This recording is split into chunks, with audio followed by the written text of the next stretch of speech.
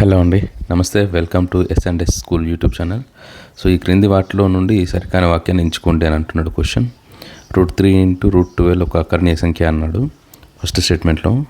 So అకర్ణీయ సంఖ్య అంటే p/q రూపంలో ఉండాలి.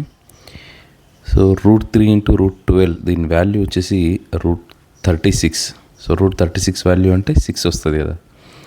సో ఇది 6/1 అని రాసుకున్నా కానీ ఇది p/q రూపంలో ఉంది కాబట్టి ఇది ఒక అకర్ణీయ సంఖ్య. అలానే 12/3 1/2 ఒక పూర్ణాంకం అంటున్నాడు. సో 12/3 అని అంటే పూర్ణాంకాలు అంటే ఏంటి? 0, 1, 2, 3 అండ్ సో ఆన్ ఉంటాయి మనకి. సో 12/3 1/2 అంటే 4⁻1/2 అంటే √4 అంటే దీని వాల్యూ 2 అవుతుంది. సో 2 అనేది మనకు పూర్ణాంకం అవుతుంది కదా. ఇది కూడా రైట్ స్టేట్మెంట్.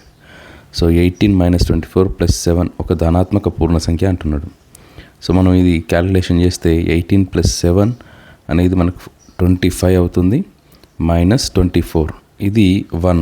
సో ధనాత్మకంగా పాజిటివ్గా ఉంది కాబట్టి 1 అనేది ఇది ఒక ధనాత్మక పూర్ణ సంఖ్య. ఈ స్టేట్మెంట్ కూడా కరెక్టే. సరికాని వాక్యం అన్నాడు కాబట్టి లాస్ట్ చూద్దాం. 2 - 2 అనేది 0, 0 ఇంటూ సో ఇది ఒక సహజ సంఖ్య అంటున్నాడు. 2026 అనేది సహజ సంఖ్యలు 1, 2, 3లలో ఉంటుంది, 0 ఉండదు కాబట్టి 2026 × 0 సమ్ ఏమవుతుంది? అది 0 అవుతుంది. 0 అనేది న్యాచురల్ నెంబర్ కాదు. So option 4 is the wrong statement. So answer 4 అనేది అవుతుంది. Thank you.